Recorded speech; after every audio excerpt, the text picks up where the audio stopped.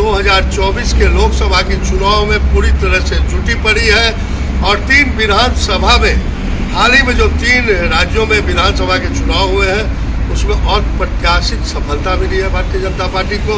उसके बाद भारतीय जनता पार्टी के नेता पूरे जोश में है और 2024 के लिए अभी से तैयारी कर रहे हैं। हमारे साथ अभी नरेला के पूर्व विधायक भारतीय जनता पार्टी के वरिष्ठ नेता नील दमन खत्री हैं और उनसे जानते हैं 3 राज्यों के चुनाव के बाद आखिर क्या होगा 2024 में। नील दमन खत्री जी, आपका बहुत बहुत स्वागत है Bharat Ujjwal news, Bihar Ujjwal news and the red Vande Bharat में। सर 2024 और पिछले 3 राज्यों में जो चुनाव में आपने विजय हासिल की उस पर क्या टिप्पणी है आप? सबसे पहले तो सबको नमस्कार और आपको भी नमस्कार। जो अभी चुनाव हुए हैं इसको सेमीफाइनल लोग कह रहे थे और भारतीय जनता पार्टी नहीं पूरे देश के अंदर ये कह रहे थे कि ये सेमीफाइनल है, इसमें जो रिजल्ट आएगा वो आने वाले 2024 के चुनाव को मार्गदर्शन करने वाला चुनाव ये रहेगा। सबने देखा है कि राजस्थान, मध्य प्रदेश, छत्तीसगढ़ के अंदर जिस प्रकार का बहुमत वहां के राज्यों के अंदर लोगों ने भारतीय जनता पार्टी को दिया, आदरणीय मोदी जी की जो गारंटी थी उस पर लोगों ने विश्वास किया और उसको वोट देते हुए वहां पूर्ण रूप से भारतीय जनता पार्टी को जो लोग कह रहे थे, जो चैनल भी कह रहे थे और उसके अलावा जो सर्वे थे वो सभी फेल करते हुए, उनको फेल करते हुए भारतीय जनता पार्टी की सत्ता वहां थी। और मैं भी इस दौरान राजस्थान में पार्टी की तरफ से कई जगह जाने का मुझे अवसर प्राप्त हुआ, वहां दिखाई दे रहा था।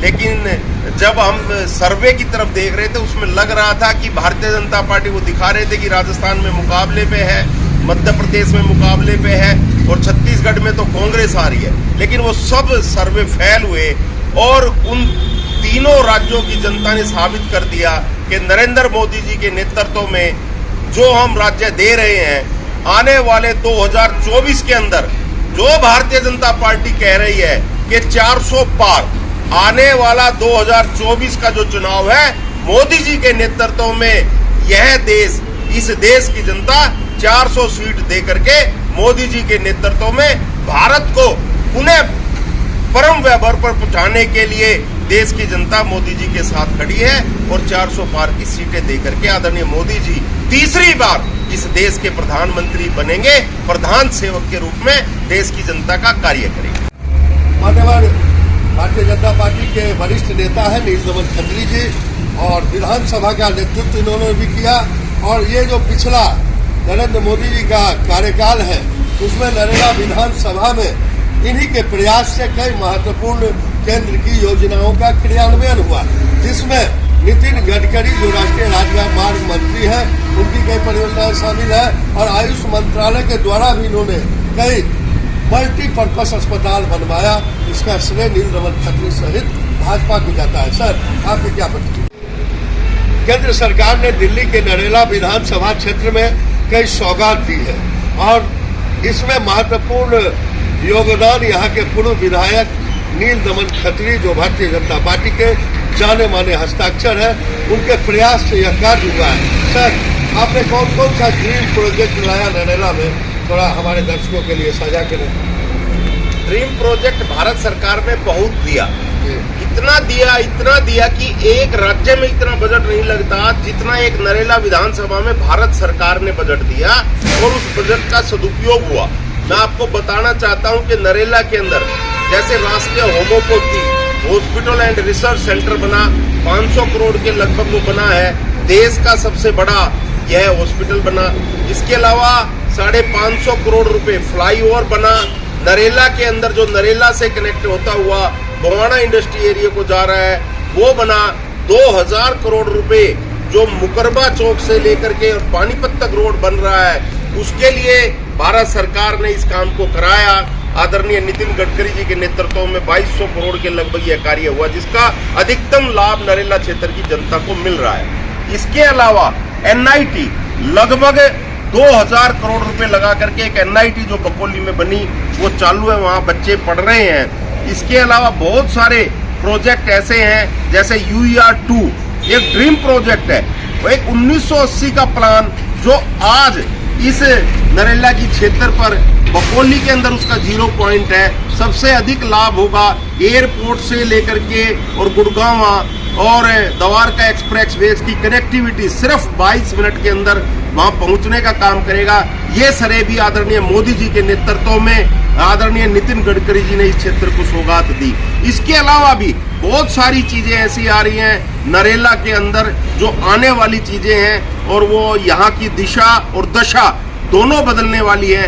इन चीजों से नरेला ही विधानसभा नहीं अपितु हरियाणा, उत्तर प्रदेश, हिमाचल प्रदेश, राजस्थान, इन राज्यों को भी लाभ मिलने वाला है। मैं आपको एक बात जरूर कहना चाहूंगा, अगर दिल्ली के अंदर भारतीय जनता पार्टी की सरकार होती, डबल इंजन की सरकार होती, तो निश्चित रूप से यह कार्य कई गुना और बढ़ता, क्योंकि बहुत सारे ड्रीम प्रोजेक्ट, मेट्रो का विषय है, यहाँ जो दिल्ली सरकार अपने हिस्से का बजट का पैसा नहीं दे रही, जिस कारण से मेट्रो यहाँ लेट हो रही है, उसको भी हमने आदरणीय हरदीप पुरी जी से आग्रह किया, आदरणीय प्रधानमंत्री जी से आग्रह किया है कि दिल्ली सरकार अपना हिस्से का बजट चाहे ना दे, लेकिन उसका भी प्रोजेक्ट जल्दी शुरू होगा। मुझे ऐसी पूरा विश्वास है। ऐसे ही अनेकों प्रोजेक्ट, खेड़े के अंदर फ्लाईओवर, कोलंबी के अंदर फ्लाईओवर, UR2 का जो आपको मैंने बताया आने वाले मार्च माह तक इसका उद्घाटन हो जाएगा, और एक ऐसा रोड जो 40 साल से लटका पड़ा था उसका भी कार्य इस क्षेत्र को मिला है।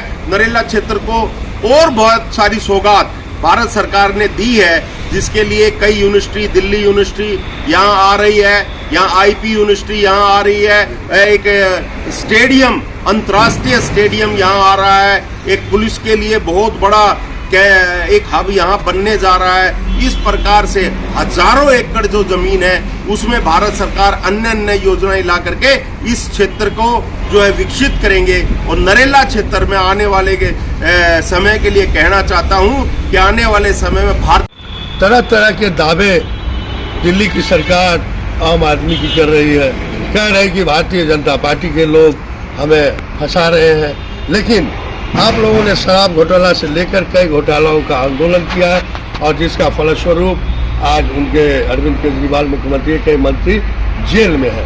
आपके क्या विचार है? अन्ना हजारे के आंदोलन से उपजे ये लोग क्या भ्रष्टाचार के आकंठ में डूबे हैं? इन लोगों के बारे में तो मेरा मन भी नहीं करता कि इनके बारे में कुछ कहूँ, क्योंकि इनसे ज्यादा झूठा इस धरती पे मुझे इंसान नहीं लगा। इनसे ज्यादा भ्रष्ट कोई इंसान इस धरती पे दिखाई नहीं देता।